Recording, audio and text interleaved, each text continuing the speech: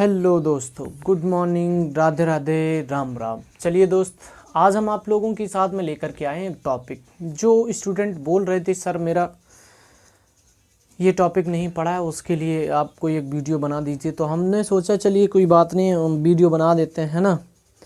तो मानना ये है कि हम लोग जो वीडियो बनाने जा रहे हैं वो कौन सा वीडियो है, तो याद रखें। इससे सबसे पहले आप लोगों को क्या करना है, लाइक करना है, चैनल को सब्सक्राइब करना है और ज़्यादा से ज़्यादा लोगों में शेयर करना है कि नहीं। तो याद रखें, अब हम लोग जो पढ़ने वाले हैं आज एक अच्छा सा टॉपिक है और ये टॉपिक आपका लेंदी होगा थोड़ा, है कि नहीं। तो कहने का मतलब है कि आज हम जो आपके सामने लेकर के आए हैं संविधान का टॉपिक है। और संविधान का टॉपिक है, ये केवल आर्टिकल पे आधारित है।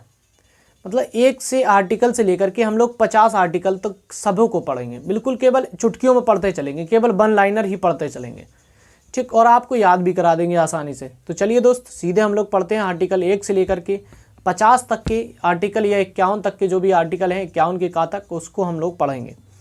तो सीधे इन शब्दों में हम लोग स्टार्ट करते हैं कि जो पहले आर्टिकल से लेकर के 50 तक चलना है हमको, है ना।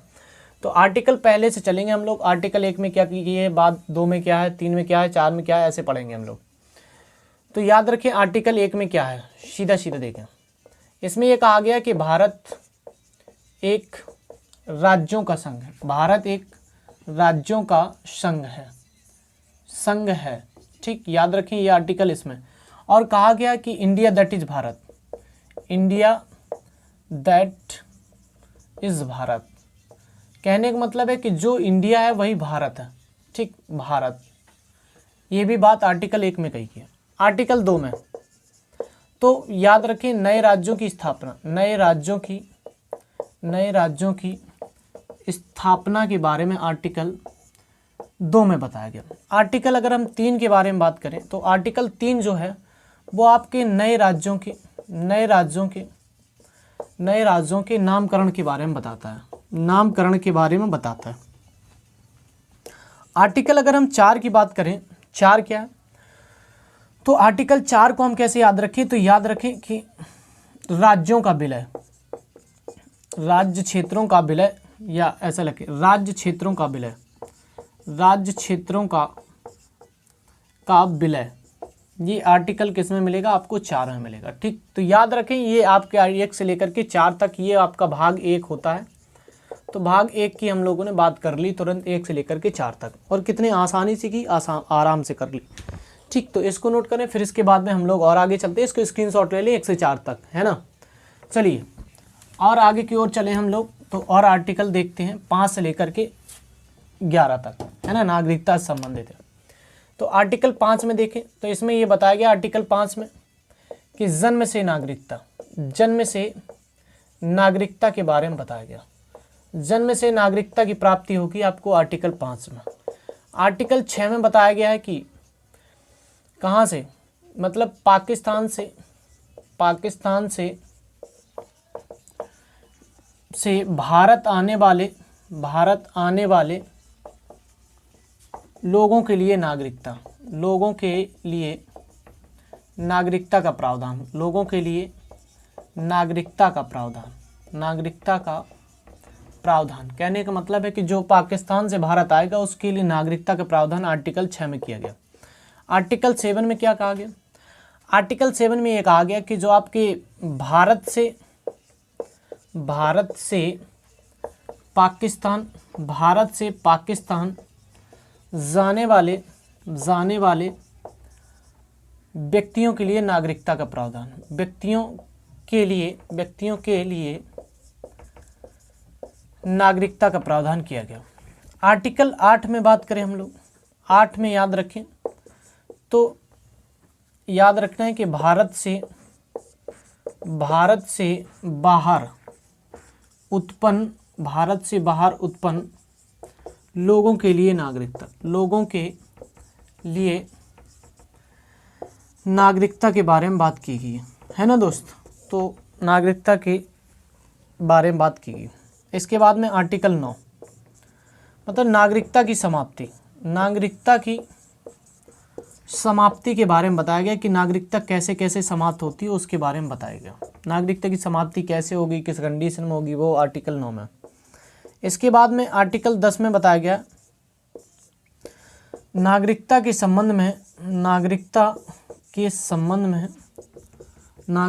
संबंध में विशेष उपबंध किए गए, है कि नहीं। इसके बाद में आर्टिकल 11 में चलते हैं। तो आर्टिकल 11 में कहा गया कि जब, कहने का मतलब है कि नागरिकता के संबंध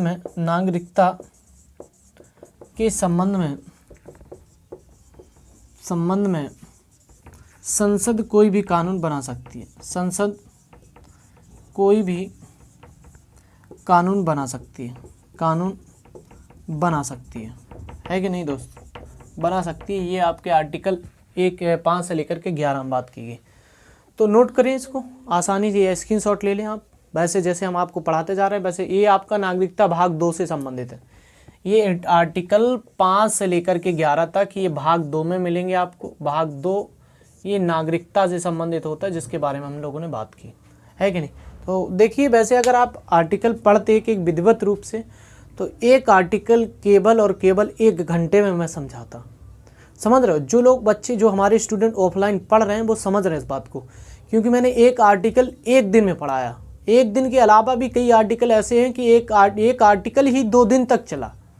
समझ रहे हो, ये आपको एक बेसिक फंडा दे रहे हैं हम आपको, जो आप अगर याद कर सकते हैं तो अच्छी बात है, उनको नोट करके याद कर लें और आसानी से वनडे एग्जाम में पूछा जाता है। लेकिन आप अच्छे एग्जाम की तैयारी कर रहे हैं तो आपको 1 घंटे 1.5 घंटे की ज़रूरत होती है एक आर्टिकल पर अध्ययन करने की, है ना। तो ऑफलाइन जो बच्चे पढ़ा ना वो समझ रहे बात को कि कितना डीप पढ़ाया गया, सर ने कितना पढ़ाया। तो वैसे जो आपको ये तो ऊपर वाले मतलब हिंट दे रहे हैं हम आपको कि जिससे आपको याद हो जाए और आसानी से वनडे एग्जाम में अगर आपके कोई लगा होता है तो उसको आप आसानी से इसमें क्वेश्चन कुछ कर सके, है ना। तो इसलिए हमने वीडियो ये बनाया। तो इसको नोट करें, फिर इसके बाद में आगे की ओर चलते हैं हम लोग। नोट करिए, हो गया। चलिए, ये 5 से 11 तक हो जाता है।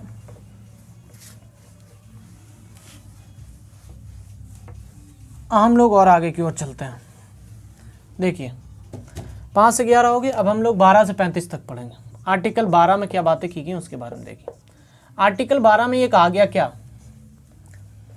आर्टिकल 12 में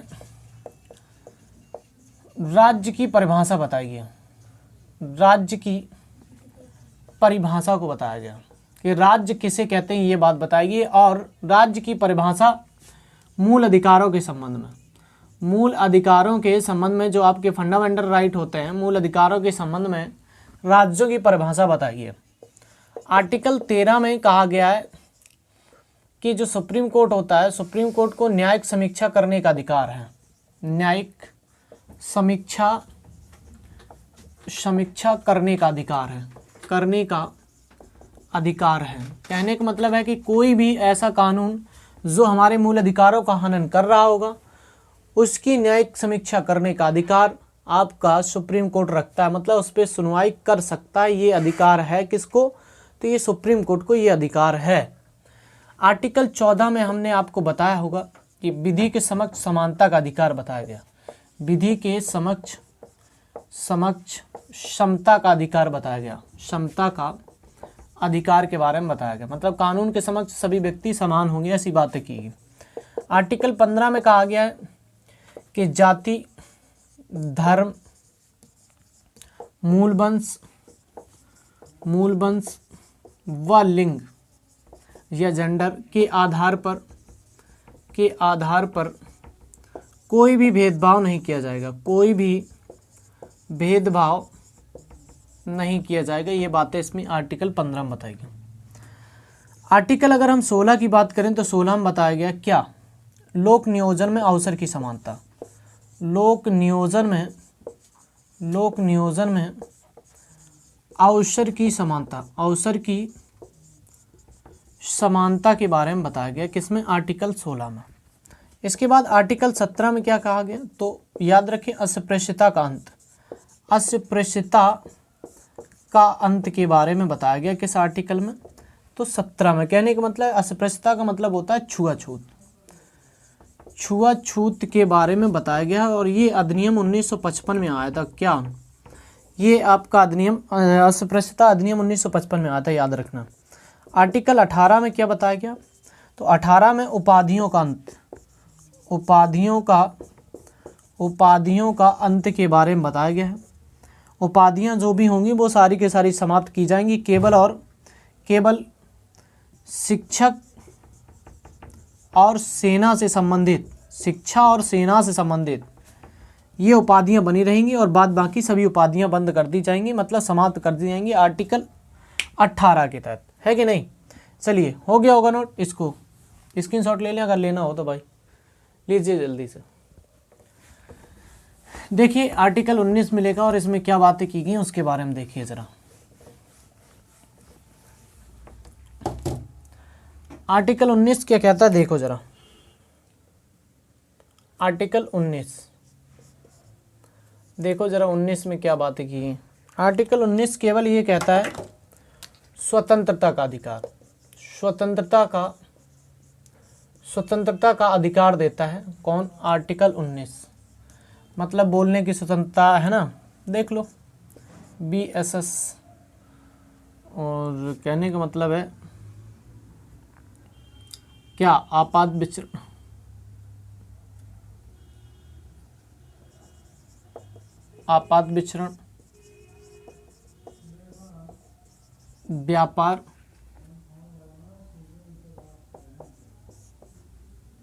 व्यापार और आवास। ठीक, मतलब वाक स्वतंत्रता, और ये आपका सम्मेलन और ये आपका संगठन। कहने का मतलब है 1, 19, 2 संगठन, 3 सम्मेलन, 4 में घूमने की स्वतंत्रता, 5 में व्यापार करने की, 6 में आपकी रहने की। कहने का मतलब है क्या कि 19 का फर्स्ट में आपकी वाक स्वतंत्रता बताया गया, 19 के सेकंड पार्ट में सम्मेलन करने की स्वतंत्रता, 19 के थर्ड में आपकी संगठन बनाने की स्वतंत्रता, 4 में घूमने की स्वतंत्रता और 5 में व्यापार करने की स्वतंत्रता, 6 में आवास या रहने की स्वतंत्रता। इसके अलावा भी एक और मिलेगा आपको, 19 का फर्स्ट का ए पार्ट मिलेगा जिसमें आपको सूचना का अधिकार बताया गया, सूचना का अधिकार अधिनियम के बारे में बताया गया है। ठीक, तो ये सूचना का अधिकार अधिनियम जो आया था वो 2005 में आया था, बस इतना नोट कर लें। सूचना का अधिकार अधिनियम 19 फर्स्ट के 1 में है। ठीक है, तो इसे नोट करें, आगे की ओर चलते हैं हम लोग। ठीक, अगला देखिए, अगला आर्टिकल हमें 20 मिलेगा, 21 मिलेगा, 22 मिलेगा, ऐसे बात करते हैं हम लोग। आर्टिकल 20 और 21 को हम लोग AP के नाम से जानते हैं। कहने का मतलब है कि हम 20 और 21 ऐसे लिखते हैं। ए का मतलब है अपराध को दोष सिद्ध करने के लिए संरक्षण, दोष सिद्ध करने के लिए संरक्षण की बात की गई है। ठीक, याद रखें। इसके बाद में P का मतलब है प्राण एवं दैहिक स्वतंत्रता के बारे में बात की गई। किसमें? आर्टिकल 21 में। अगर हम 22 आर्टिकल में बात करें, आर्टिकल 22 में, तो याद रखें ये आपकी गिरफ्तारी से संबंधित है, गिरफ्तारी से संबंधित है, या कह सकते हैं बंदी प्रत्यक्षीकरण से संबंधित है। बंदी प्रत्यक्षीकरण या आपका गिरफ्तारी से संबंधित है। आर्टिकल 23 जो है मानव के दुर्व्यवहार एवं बलात् श्रम निषेध के बारे में बताया गया, बलात् श्रम निषेध के बारे में बताया गया, निषेध। ठीक, इसके बारे में अगला आर्टिकल 24 में कहा गया क्या, 14 वर्ष से मतलब 6 से 14 वर्ष तक के बच्चों से जोखिम भरा कार्य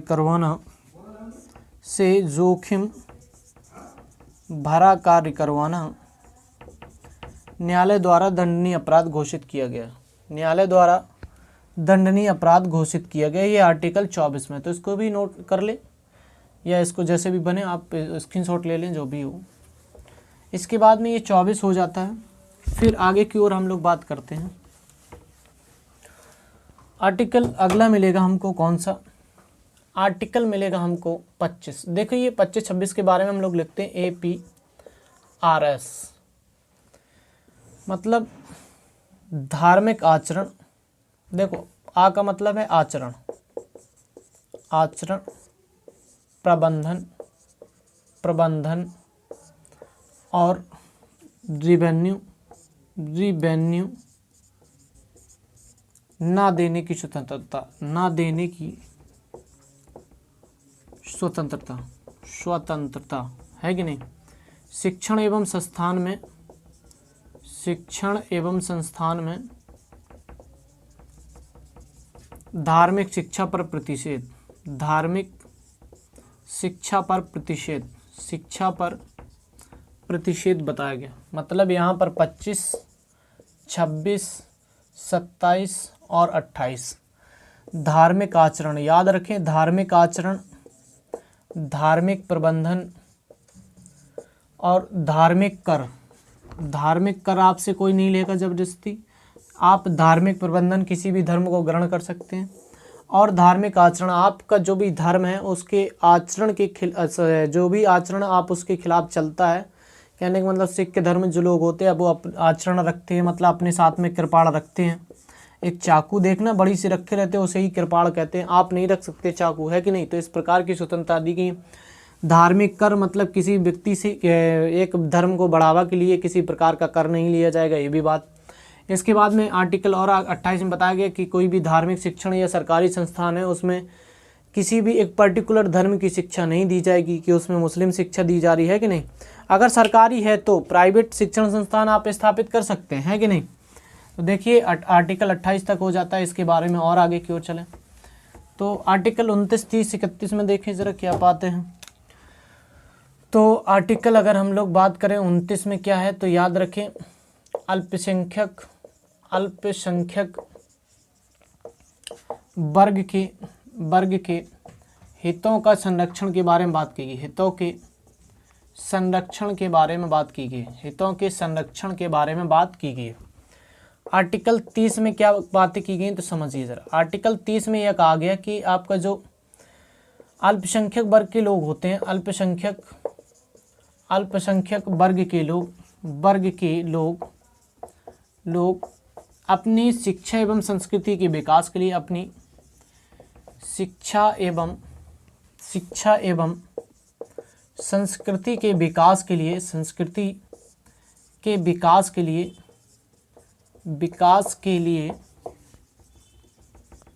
अपने शिक्षण संस्थान स्थापित कर सकते हैं, अपने शिक्षण संस्थान स्थापित कर सकते हैं, शिक्षण संस्थान स्थापित कर सकते हैं, है ना। तो इतना याद रखें, ये आपके आर्टिकल 30 तक हो जाते हैं। ठीक, तो इतना नोट कर लिया होगा आप लोगों ने। और इसके बाद में हम लोग और चलते हैं आगे, तो इसको नोट करें ज़रा पहले। ठीक, तो नोट करिए जल्दी से, जब तक इंक डाल लें। थोड़ा बहुत कम चल रहा मार्कर, है कि नहीं।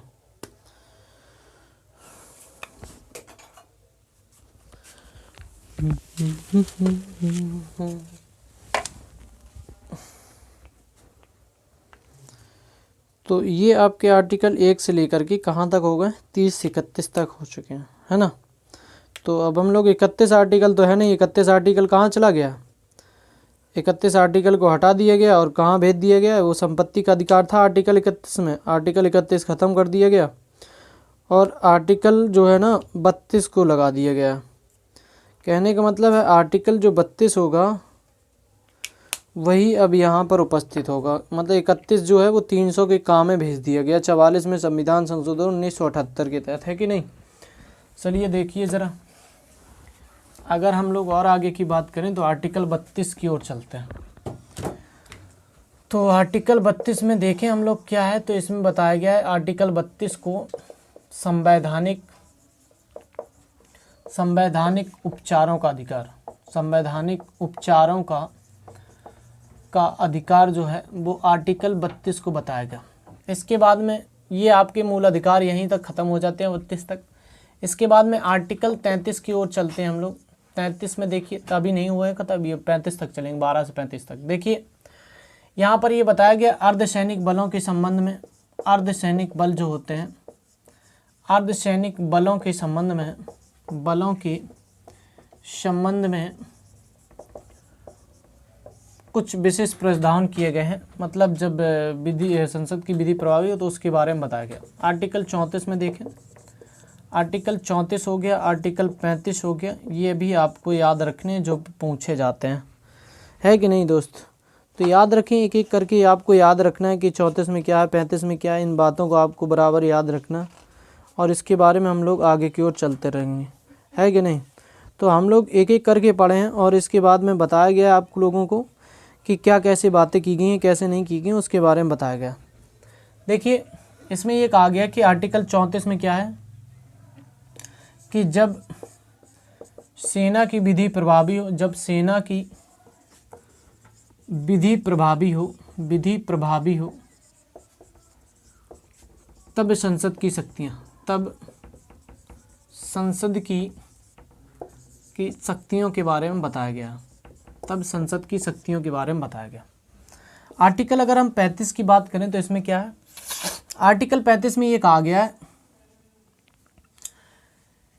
कि मूल अधिकारों के संबंध में, मूल अधिकारों के संबंध में, मूल अधिकारों के संबंध में विशेष उपबंध किए गए, मूल अधिकारों के संबंध में विशेष उपबंध किए गए हैं आर्टिकल 35 में, ठीक है कि नहीं। तो इतना नोट करें, इसके बाद में हम लोग समाप्त करते हैं आगे की ओर। और तो कुछ ही बचे हुए हैं आपके, 35-36 तक तो हो ही चुके हैं। देखिए ज़रा, और आर्टिकल हम लोग कहाँ तक पहुँचे हैं, आर्टिकल 36 तक। आर्टिकल 36 में ये कहा गया कि आपके जो नीति निर्देशक तत्व होंगे, नीति निर्देशक तत्व, नीति निर्देशक तत्वों की परिभाषा बताइए, नीति निर्देशक तत्वों की परिभाषा आपको बताइए किस आर्टिकल में। तो ये आपका आर्टिकल है 36। आर्टिकल 37 में देखिए, आर्टिकल 37 में यह कहा गया कि देश के शासन में, देश के शासन में, शासन में नीति निर्देशक तत्व मूलभूत हैं। नीति निर्देशक तत्व, निर्देशक तत्व मूलभूत हैं। क्या है, मूलभूत हैं। इन्हें लागू करना, इन्हें लागू करना राज्य का कर्तव्य होगा, लागू करना राज्य का कर्तव्य होगा, राज्य का कर्तव्य होगा।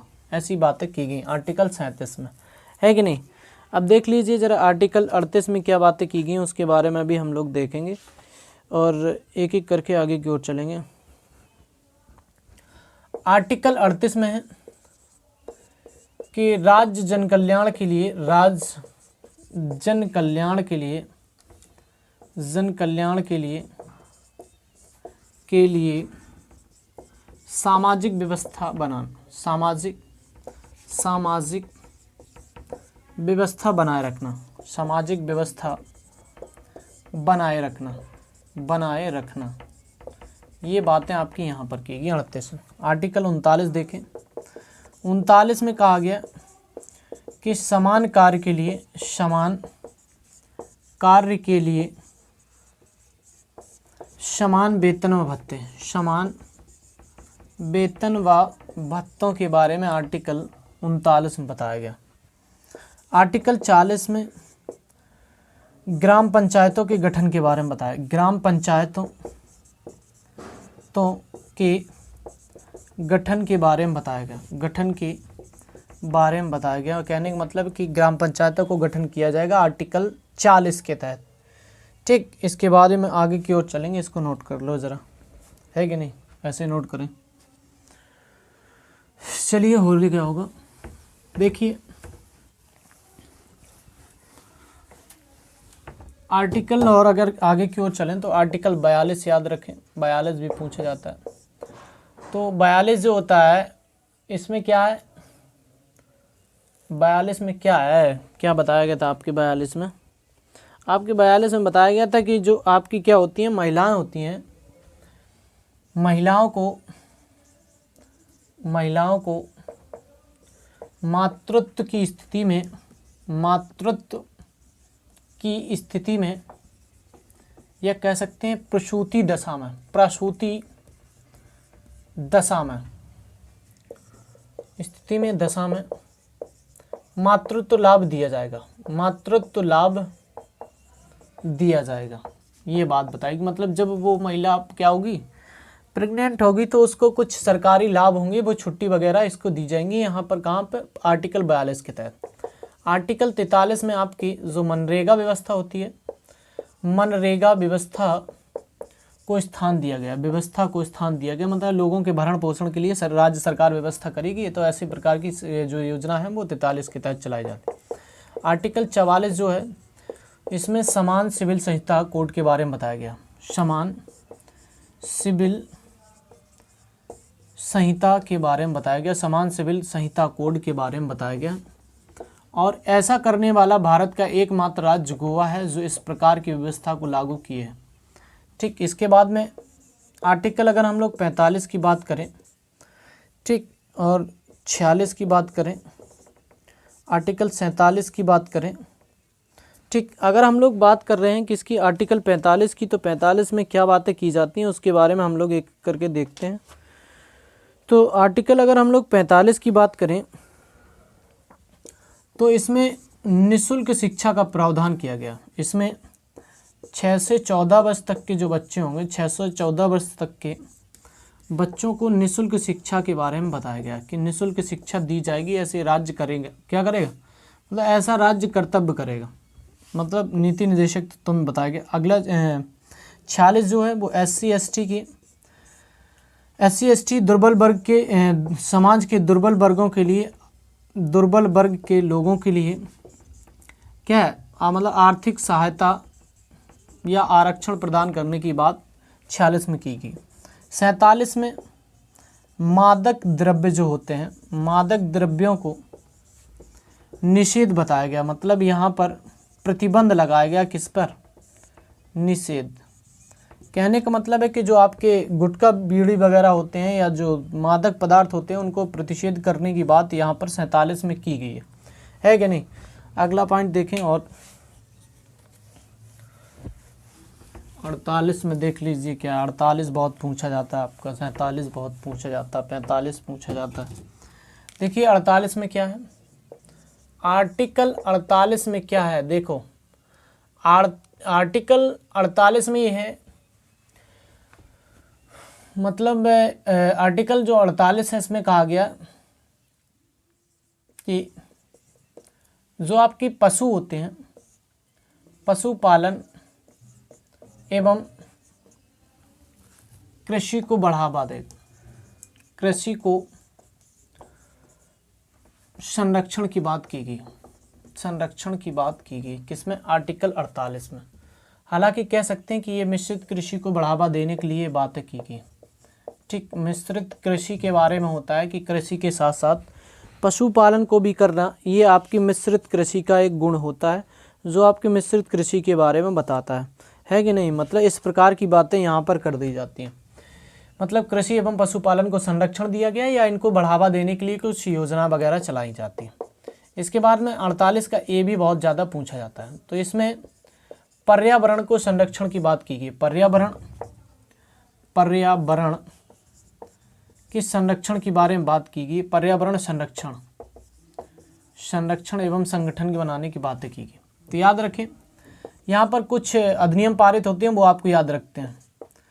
वन्यजीव पर्यावरण संरक्षण अधिनियम, वन्यजीव पर्यावरण संरक्षण अधिनियम कब पारित होता है, तो याद रखें वन्यजीव संरक्षण अधिनियम 1972 में पारित होता है, जबकि पर्यावरण संरक्षण अधिनियम, जबकि पर्यावरण संरक्षण अधिनियम कब पारित होता है, तो 1986 में पारित हुआ था।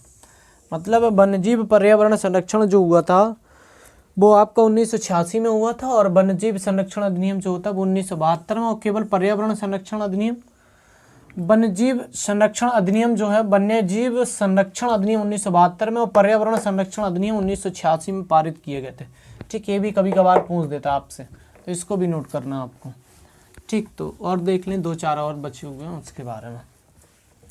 इसके बाद में हम लोग आर्टिकल 49 पे पहुंचते हैं। आर्टिकल 49 में क्या बातें की गई हैं, जो आपके राष्ट्रीय स्तर की स्मारक होते हैं, राष्ट्रीय स्मारक व राष्ट्रीय महत्व की इमारतें व राष्ट्रीय महत्व स्तर की वस्तुओं,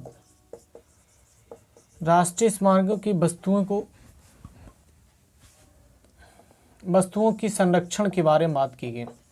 मतलब इनके रखरखाव और संरक्षण के बारे में राज्य सरकार ऐसा काम करेगी, ये आर्टिकल 49 में बताया गया।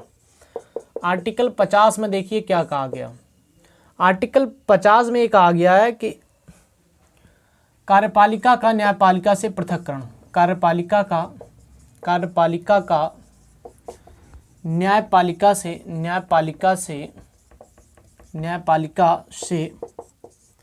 पृथक्करण के बारे में बात की गई है। मतलब इनके अलग होने के बारे में बात यहाँ 50 आर्टिकल में की गई।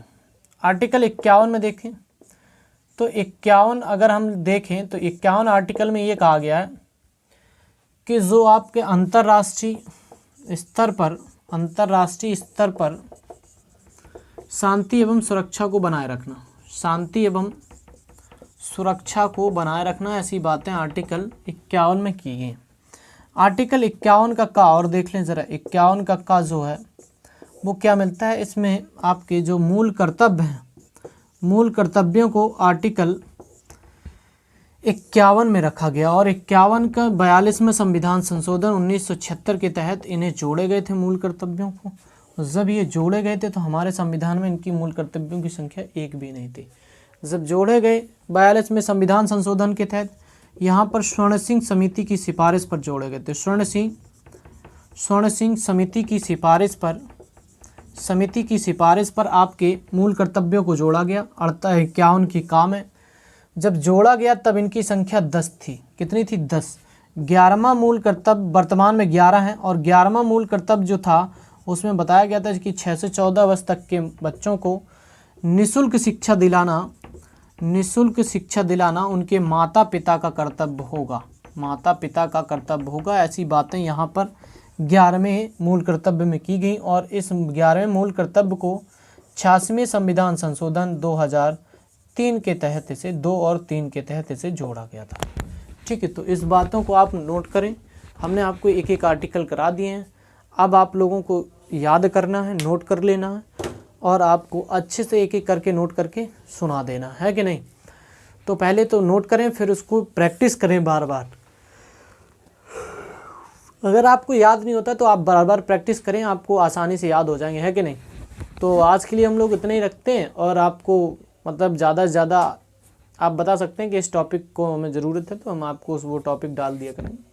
हालांकि कुछ बच्चे बोल रहे थे सर हमारे पास आर्टिकल नहीं है और ये बात है वो बात है, तो हमने सोचा ये आज वीडियो बनाना चाहिए, तो हमने आप लोगों के लिए वीडियो बना दिया। और आपको क्या करना है, ये वीडियो ज़्यादा से ज़्यादा लाइक करना है, शेयर करना है, और लोगों से सब्सक्राइब, और ज़्यादा से ज़्यादा लोगों में क्या करना है, कमेंट भी करवाने हैं आपको। ठीक है, तो आज के लिए हम लोग इतना ही रखते हैं। तो थैंक यू, धन्यवाद, ऑल द बेस्ट।